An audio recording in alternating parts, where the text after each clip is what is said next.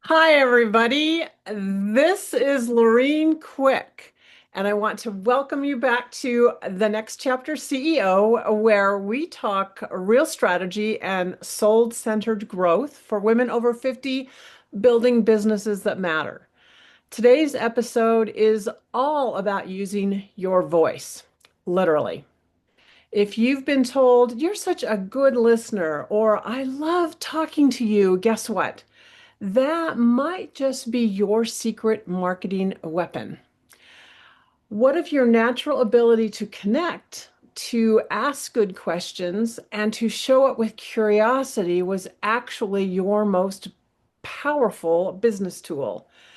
I am joined today by the brilliant and always straight shooting Fritz, also known as Michael Fritzius, the founder of Podcastify, a full service podcast agency for people who love the superpower of conversation. And he's going to be joining us today to share insights and his perspective on how a podcast can help you to build your business. Whether you've thought about starting a podcast, already have one, or you just want to know how your voice can work harder for your business, you're in the right place right now today. Fritz, let's just dive right in. My first question today would be, take us back a little bit. How did Podcastify come to life? And why did you choose to focus on people who love real, meaningful conversations? Well, I was just talking about this the other day with somebody. They said, "How did you start getting into podcasting in general?" And I said, "It's going to sound bad, but it was ego. It was vanity. I was like, I've got an opinion and the world needs to hear about it." And so I started doing a few episodes and it was just me opining on different things. And what ended up happening was I thought, this sucks. I don't want to keep doing this. It's not hard to edit. You can just knock it out, but nobody's listening to this. Not even my mom. She doesn't have the internet. So when I first started having guests on the show, then that's when I started getting a peek behind the curtain, if you will. I'm like, there's something here. There's something going on here. And I'm not quite sure yet what's happening, but let's just keep going. And that led me to realize that the people that want to be guests on shows, Mhm. they're really good at conversation, or at least they intend to be. They want to be practiced at it. But you can have really deep, meaningful conversations on a show when you can't penetrate that protective covering in person. It's really, I haven't figured out why podcasting does that, but it does. And so that's what keeps me going. So what got me started isn't what has kept me going over the years. Interesting. I am curious too as to why is it we open up in basically a public forum and share perspectives and thoughts and ideas that we might not share in a private conversation with someone. But have found that to be very true. So now my curiosity is piqued thinking about that question. But here's another one for you. Thinking about my listeners and the fact that they are women in their 50s and beyond with businesses. Why is a good podcast a business advantage? I think it has a lot to do with the willingness of people to commit to listening to an episode. So everybody's got attention spans, but really, we're going to spend the time where we find it valuable.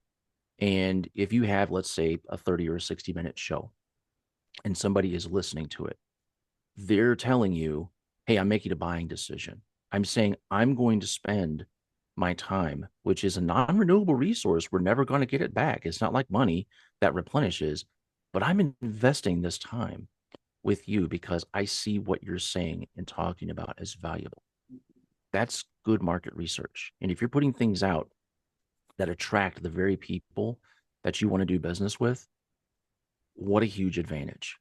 And you don't have to pay for ads. You don't have to pay for any of this other, buying emails off a list or things like that. You're getting people that are stepping closer to you, electing to come into your ecosystem. What a Yeah, huge business advantage. Yeah. that really is if you think about that, and especially if they become a follower where they engage in more than one, you know, one random podcast, but they subscribe and they begin listening to the expertise that you bring into the podcast or your guests. It can be, it's the beginning of a very serious relationship potentially. Wow. Exactly. This is the beginning of a beautiful relationship, as It they say. is exactly. So many women in our audience who are 50 and building their businesses in this new season of their life, what would you say to any of them that are wondering, okay, there's a gajillion podcasts out there now. I've kind of missed the opportunity. I'll never stand out. What would you say to that concern? Well, you don't need to stand out in the crowd and holler louder than anybody else. And I think people, when they think podcast, they're like, well, I'm going to be the next Joe Rogan. I'm going to get like 10 million downloads. And it's like, you probably won't. If you do, it's going to take a while. Okay. I will say that that's going to take a bit to get there, but you haven't missed the boat. Here's the key to being a successful podcaster. It's not about yelling louder than everybody else and being heard by millions of people. It's being heard by the small subset of people that really, really like you. That's it. And that's a lot more manageable. It's a lot more manageable to get to 500 diehard fans than Mhm. it is to get to 10 million listeners that, yeah, they might listen to you and they think, all right, cool story, bro, or sis, I guess, since it's women. But they're not going to take any further buying decisions. They're not going to step closer to you. They're not going to find out about your free lead magnet. They're not going to join your coaching program. They're just going to consume and never return Mhm. any energy to you. So you haven't missed the boat. You know, when I think about missing the boat, Colonel Sanders is my spirit animal, right? Like he didn't get started with the chicken thing until he was in his like late 60s, early 70s. And I mean, he was grinding. He was like driving around. Like I know he wasn't selling chicken legs out of the back of his Plymouth or whatever, but it took multiple tries. But when he finally got it, he was in, and now that's what everybody knows him for. So you haven't missed the boat. If you're not dead, you're not late. So remember that. Oh, I love Make that. that turn that into a clip. Turn that into a clip and put it up on Pinterest or something for me, could you? We might have to do that. Um, so really, it's don't get caught in the trap of thinking, oh, to be successful in podcasting, you've got to have a million followers. Mm-hmm. That's not what you're looking for. What you're looking for is providing a value in terms of content to a group of people who really want and need your content. Yep. And through that, you begin to build a relationship that has the potential to become business for you as a business Right. owner. Mm-hmm. That's really doable, right? That's not It so is. overwhelming when you think about that. I'm not trying to be anybody else but me and attract That's right. people that love me. That's right. It makes it a lot more manageable. And I admit, I fell into that trap. I was like, oh, if I can get a bunch of downloads and stuff, boy, I'm something. And it just got untenable, unsustainable. I'm like, oh, this sucks. I'm gonna have to do this for the rest of my life. Seriously? I recorded like 350 episodes of my first show that I had years ago, the first one that I started back in 2019. Uh-huh. And after a while, it was like, this is kind of drudge. I mean, like I like talking to people. I'm building my network, but is this all it's ever gonna be? Accidentally winning business once in a while? Like, whoopee. Like, there's And gotta so, be a better way. and so what created that shift for you? I'm curious. Burning out, honestly. I so here's the thing about me, and I know we've only logged a little bit of flight time together. I tend to do everything without moderation. I do it on purpose. It's Mhm. structured. I call it strategic overcommitment. And I do that once in a while so that I can just push myself to the absolute limit and then be like, oh, shoot, now what? I got to figure this out. And so when I pushed myself to the absolute limit and I was running 4 shows of my own and wasn't even getting paid for it, like, what? Um, I realized, hey, there is something I need to do differently. I need to take my foot off the gas, push in the clutch, change gears, and then go forward faster with more efficiency. So that change of realizing, hey, it's not about just having conversations. It's not about just asking, some real key questions and get them to talk about themselves, right? It's more like what you're doing. We're having a conversation. We're learning about each other, right? And going that further step made me stand out as a better podcast host. It improved my conversational skills, but it also bumped up my emotional intelligence, my EQ, turn that sucker up to 11, which that only ever helps in business. If you want to get good at sales, work on beefing up your EQ score. Podcasting helps with that.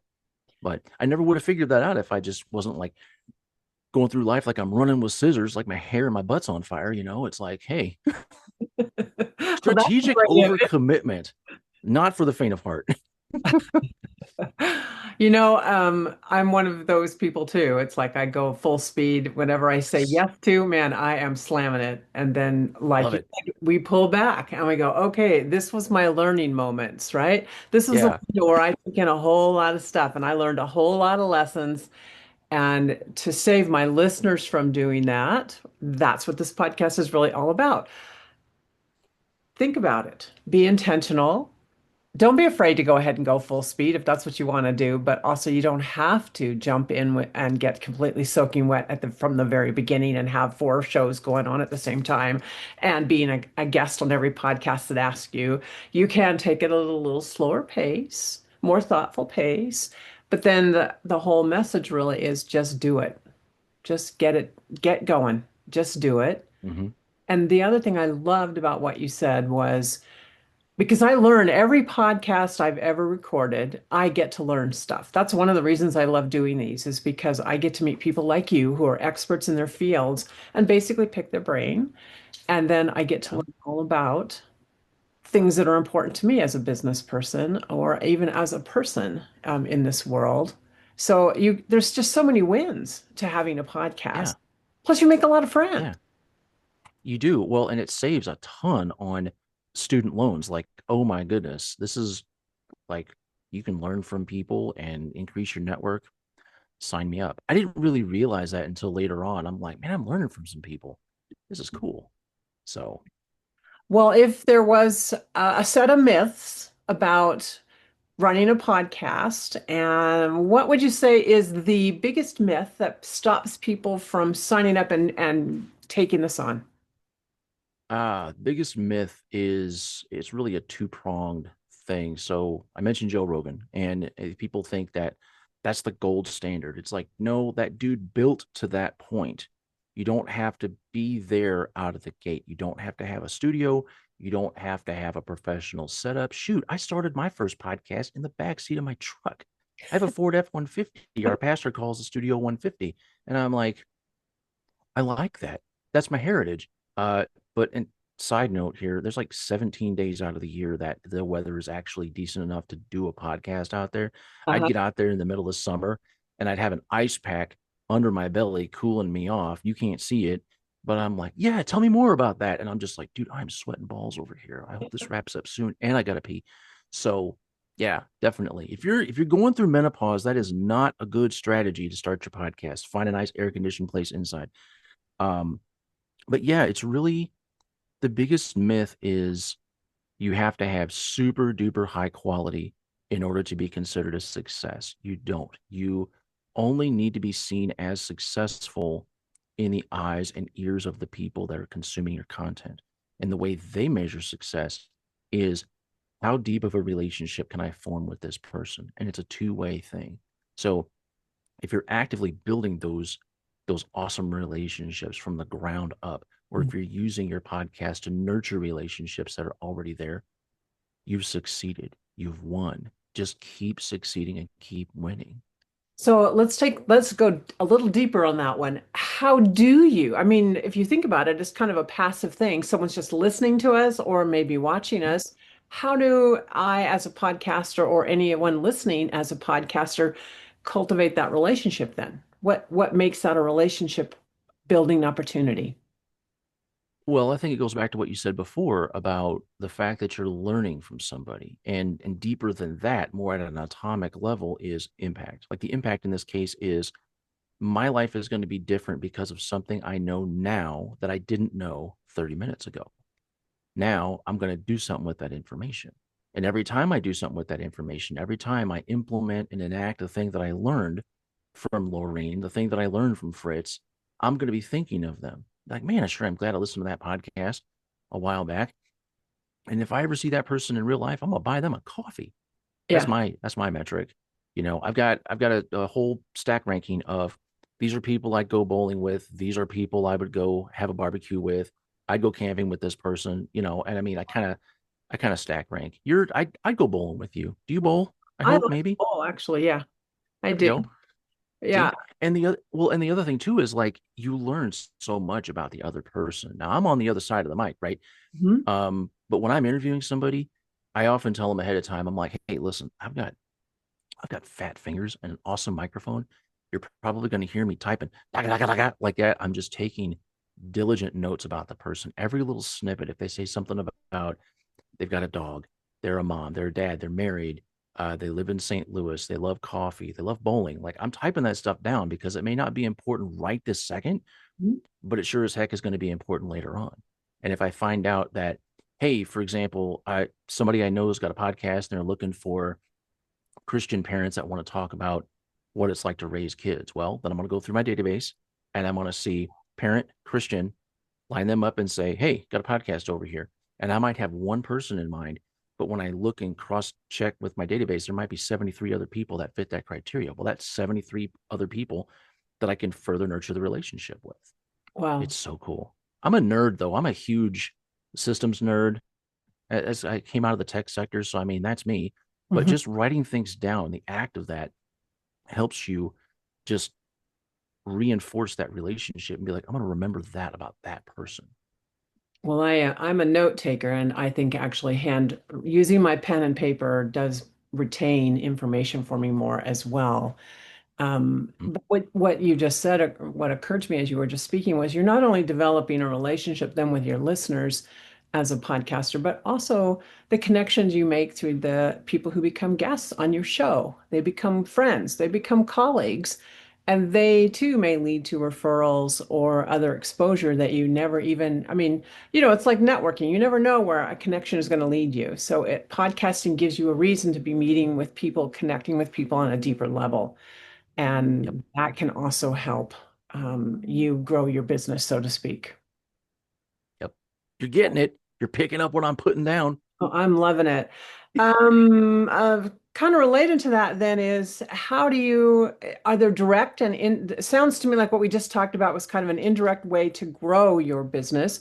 Are there direct steps that people running a podcast, leading, hosting a podcast should take to cultivate sales to actually make money off their podcast, whether it be with the people listening or even sponsors or how all that works? Yeah.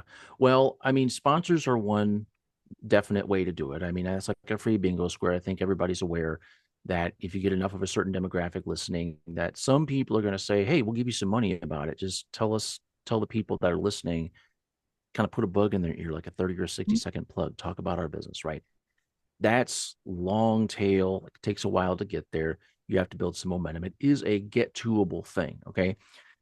Directly driving business, what I share with people is first get super duper detailed about the kinds of people that you want to do business with. And this is like, you need to do this anyway, even if you never do start a podcast, right? You've got to get super clear on who it is that you serve, what you do for them, what's the before and after, what's life like before, what's life like now. I had that effect, got some testimonials, and then start building your value stack.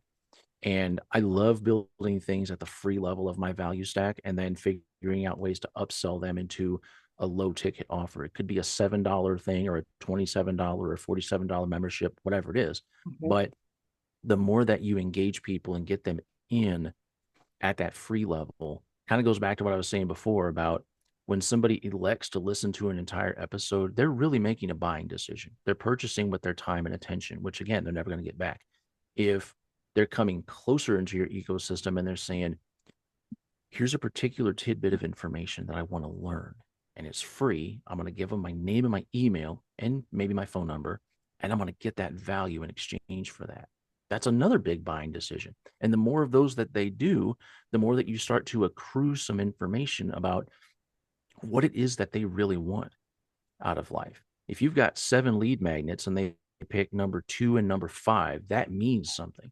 If they Mhm. pick 5 and then 2, that means something else. If they pick 1, 3, and 7, that means something. There's all kinds of data that you can extrapolate to say, okay, this is the fingerprint on this person. This is the challenge that they're needing to have solved. What am I going to do with that information? That's Uh, how you drive your business, right? So that's outside of the podcast, right? yeah. Plug a podcast into that. Now you've got a lead generation tool. You've got people that are coming in via the podcast. They're finding out about the show, top of funnel on social media. They're coming in to listen. They're committing more and more and more, getting closer and closer. And eventually they're going to start buying stuff from you, like with actual money. Wow, huh? So that's how you use a podcast to drive your business directly. And I would dare say that you'll get faster results. The clearer you are, the faster you'll get results. And you may blow right past any amount of, hey man, can we sponsor your show? I appreciate it. I totally don't need that. Thank you very much though. But I'm making 6, 7, 8 figures just from what I'm doing, right? And go from there. Cool. Yeah, That's inspiring me to think a little bit more about my own podcast and how it's been evolving. So what I really heard there, Fritz, was it's not passive on the part of your listener, nor is it passive on the part of the podcaster. You do want to have ways for people to connect with you, and then you need to work with that information. The ways they choose to connect with you, whether it's, yeah, they pick a freebie that you're giving away. Well, that all about relationships, for example, then that tells you that they're interested, obviously, in relationships. So you follow up with that. But maybe they do something else. They decide to join your Facebook group. Well, then you follow up with that. It's not enough just to have the podcast out there. You need to be doing the work before and after to lay a foundation so that people can easily connect with you. And then you actually work that connection. So you take steps to provide value and have a connection with another person. That's got it. that's what I got from that. Is that good? Yeah. That's good. That's accurate. That's more concise than what I said. I'm trying to learn how to use fewer words. So I'm learning that from you. Why use many word when few word do trick? You do I'm great. figuring it out. You do great. Let's talk about sustainability because we're all busy people, juggling life, we're juggling work, maybe some caregiving thrown in there in terms of our age. What advice do you have for people who want to do a podcast consistently, but also they don't want it to drain or suck their energy away so that they end up giving up because it becomes too much of a drain or a frustration? Right. Well, here's what I'll say about consistency. Okay. It's not nearly as important as what it might seem. It's important if your plan is to publish to YouTube every single week at the same time and trust that the algorithm is going to eventually show it to the right people that will eventually want to like, comment, subscribe, click the little ding-a-ling button and be notified, right? The approach that I take is more direct. So what I do is I don't really care as much about consistency because I'll put an episode out there and I'll find the people that I suspect are going to want to hear this because of the topic that we talked about on the show. I'm Mhm. going to usher them to come over and consume like some micro content first, like a 30 or 60-second clip. And then if they're like, dang, that dude's spitting fire, well, come closer and there's more where that came from. Let's watch the entire episode, right? So the consistency, the reward for consistency is you have the might and the power of the algorithm going to bat for you. Man, they're making some really good content. I'm going to help them out by putting this in front of more people. No, I'm going to bring the people right to it and say, look at this, please, and reinforce the relationship that way. What that does for me and what it does for other people is it massively lifts that load.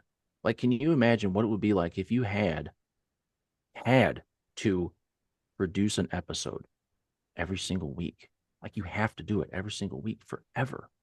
Like, and if you stop, if you miss a week, you're done. Start over. Man, what a what a burden that would be. But now that frees you up to be more creative. You can do things like, what if I did a 6 episode series? What if I co-hosted with somebody and we just talked about, Mhm. what it's like to be a caregiver, what it's like to all of a sudden, whoops, I'm an empty nester. What now? What if there's some other topic like just became a grandma. Now what? Like, how do we drive these kids? Like, it's great that we can send them home, but like, what do I do? Do I sugar them up? Like, there's all kinds of things you can talk about, but you can just put together a very targeted story arc instead of just having one podcast episode. You could have 6 or 12, have a micro season, market that, share that, and let people binge listen to that. Now, when if they're saying that coming in to listen to a 30-minute or a 60-minute episode is one thing, but if they'll listen to an entire series of episodes on the same topic, holy gee whiz, that's a huge buying indicator. Like, especially if that's something that ties back to your business, right? So you don't have to be consistent, um, but you can be diligent about bringing people specifically to the episode that you want them to hear. That's Helps great. with the relationship building too. Yeah. That that is that is like $1 million advice right there. Thank you. That is terrific information for all of us to consider and think about. So we don't become the crazy person trying to make every week a podcast post, Yeah. right? Believe me, I've been there, girl. I have been there. Oh my goodness, I got to get these out by Monday, huh? Terrible. There's a reason why I've got a lot of white hairs on my head, and I think podcasting is some of them. Our 4 daughters are the other ones. So yeah, You look great. I don't even think I see the white hairs, but of they're course in there. I'm not. This is no hashtag no filter. This is real me, no makeup. you're aging well, as they say. So what makes a podcast episode stick with listeners? What makes them remember what we have shared during the time we spend together with our guests?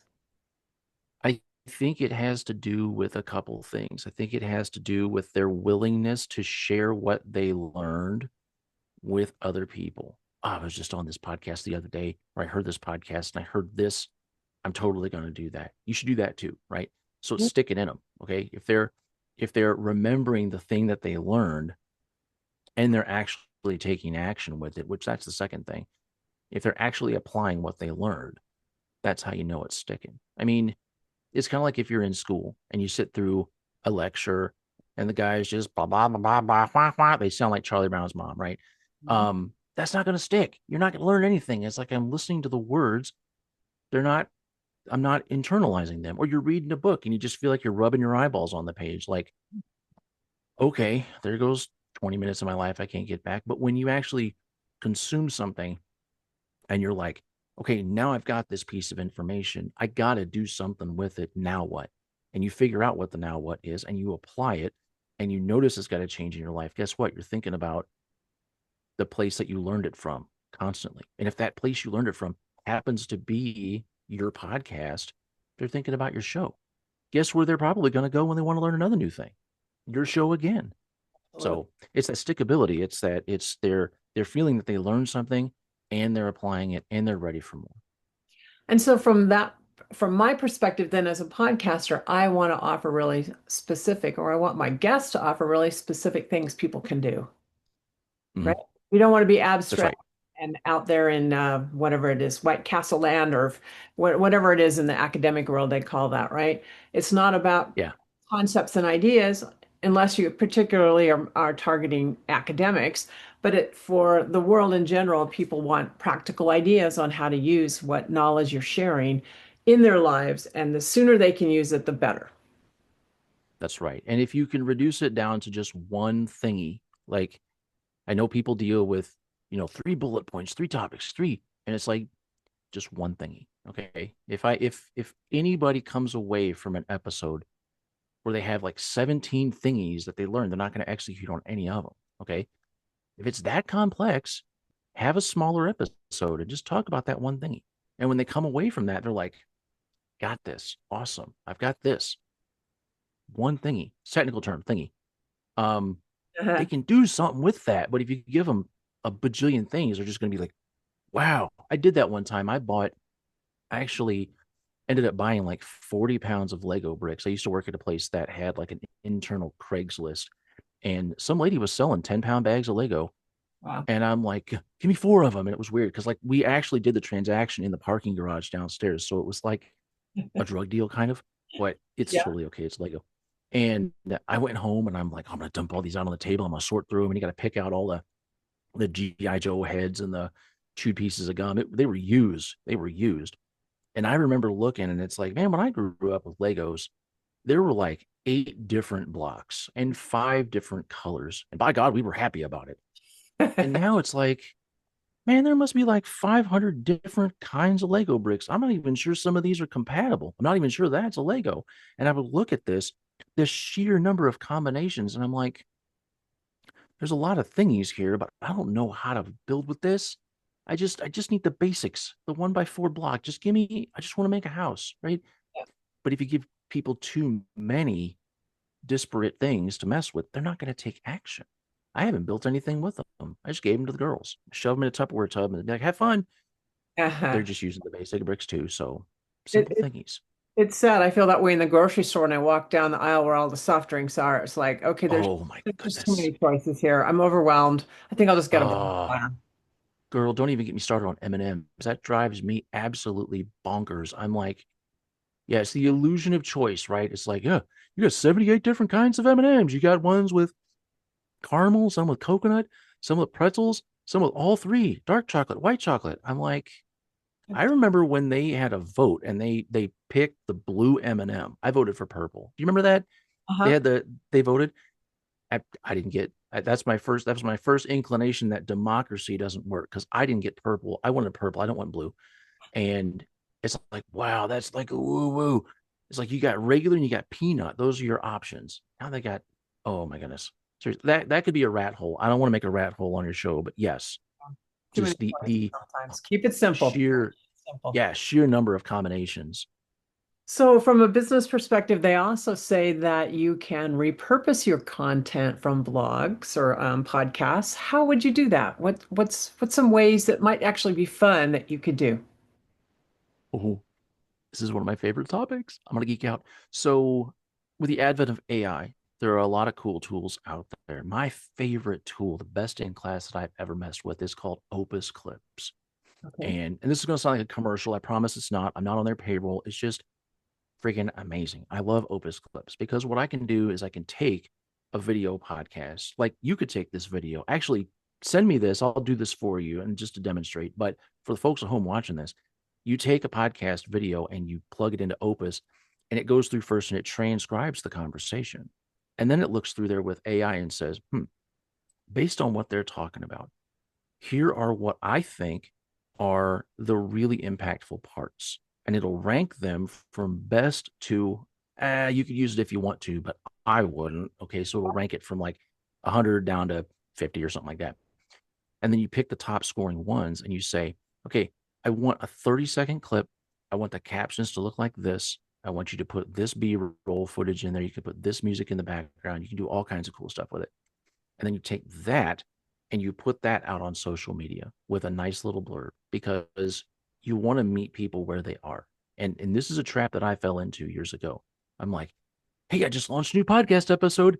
Here's a link. Come listen to it. And people were just like, no, I don't know what I'm going to get out of it. Like, what? 30 minutes of my time? I guess I can.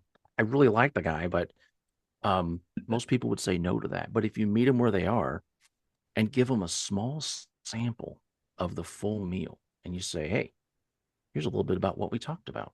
And with Opus Clips telling you what the best ones are, they're likely to stop scrolling and they're going to consume it. And it's only 30 seconds or 60 seconds or whatever you've got it set for. And when they get done watching that and they're just like, that was really cool. I'm going to hear the rest of that. Well, then that's when they're going to go take that next step and come listen to the whole episode. Right.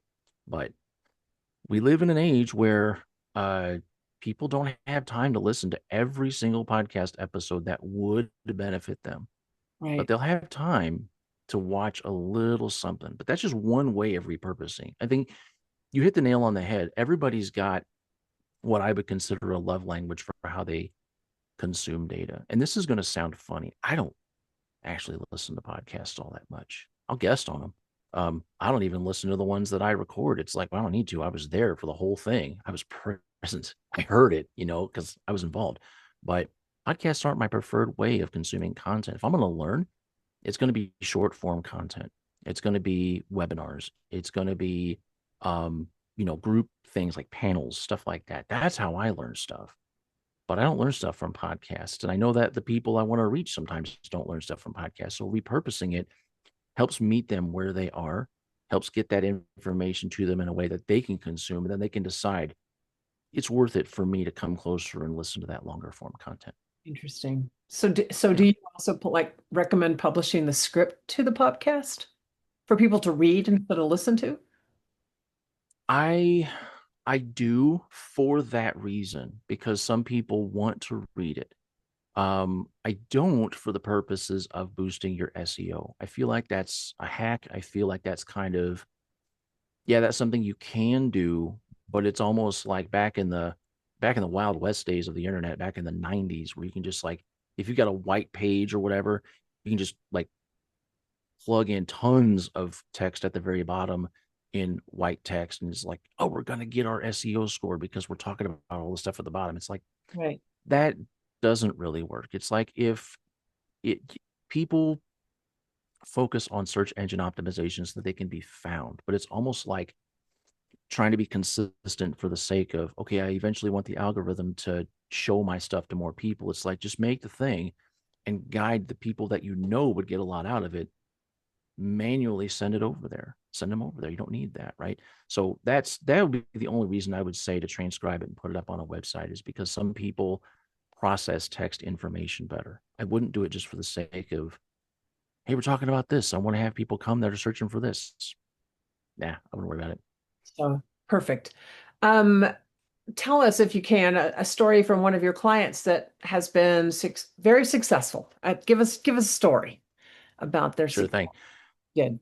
Well, it was actually one of my first clients, and I started noticing that there was an abundance of coaches that were coming to me, and they were like, I should start a podcast. I'm like, what is the deal here? How come all of a sudden these people are coming out of the woodwork? Well, it was because they are very high EQ, high emotional intelligence. They were very good at relationship building. You kind of got to be if you're going to be any kind of a good coach. People have to relate to you, and you have to understand like what's ticking in their brain, what's eluding them from success, right?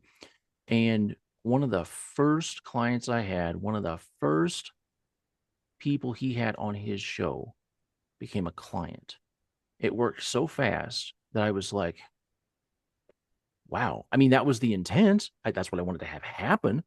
But I'm like, well, shoot, it wasn't supposed to be that fast. Like, did I do something wrong? Like, what? So, but he ended up getting like probably 5, 6 figures worth of business from this one guy. Wow. And I'm still in touch with that guy actually, because I came back to him later on and I said, dude, can we do a testimonial? Like, you were on Keith's show. Can we do? He's like, yeah, absolutely. So of course I was out in my truck again on a hot day, and did a testimonial with him. He bought one of these microphone covers from my daughter. He's like, can you make me one of those? I'm like, I can't. I don't know how to crochet. I'll tie my hands up in knots. My daughter can take care of you. Can you make a gray one? I said, I think so. Amelia, you got any gray yarn? She goes, yep. I said, awesome. I'll get 35 bucks. We'll make one of these. He's like, done. Ship it. Dang, I should have said 45. But anyway, um, but that's one of my favorite success stories. Is like when you do something, and at the time, Podcastify Me was in its infancy. Like it wasn't even as focused as it is now. Like back then, I was like, I do podcasts for people, and if you want to do a podcast, like here's my business card. Like that was basically it. And to see that result happen for a person, I was like, oh my goodness, it can actually work. This is crazy enough to work. So I've been mashing the gas pedal ever since and figuring out ways to say, hey, how do you get a podcast that actually drives business? And how do you do it in a unique way that aligns with my gifts, my abilities, do that for people that like me for some reason, and minister to them. So that's super cool. That was like 4 years ago. That was like one of my first ones. Last one in the past. Time flies when you're having fun. I know, right? Super nostalgic. So, last question for today. If All right. someone's feeling the pull, but also the fear to start a podcast, what's your best piece of encouragement, your best piece of advice for them? Well, there's two kinds of fear. There's the fear that comes from trying something that is unknown, and there is fear from trying something that is unclear. If it's unknown to you, you've never done this before, yeah, it's going to feel a little scary. Do it anyway. Do it scared.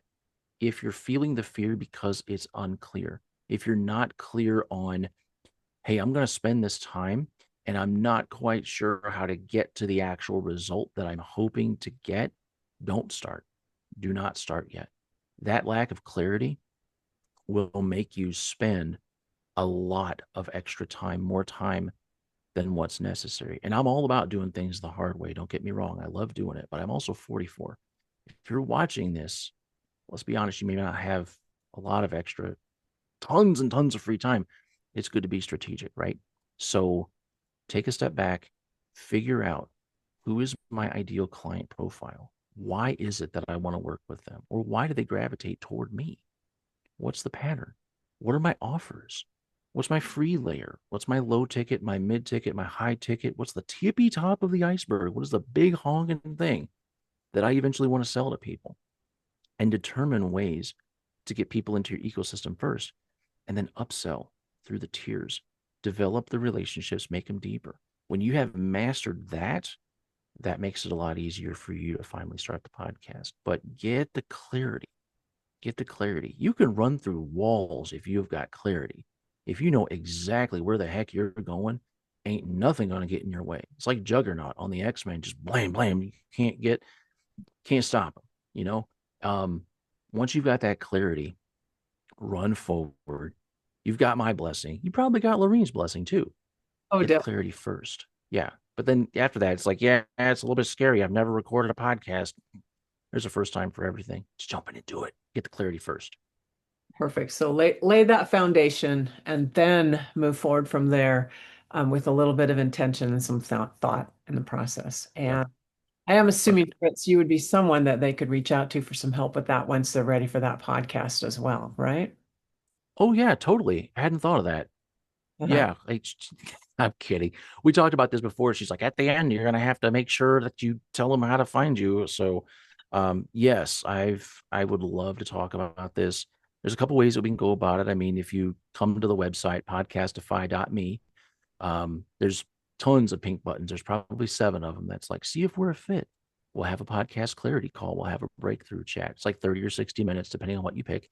But I also host a weekly huddle. It's free. It's called the Podcom Huddle, and it's on Mondays at 11 Central. So we just dig into all kinds of things regarding podcasting, especially like how do you use it as a thing to build business?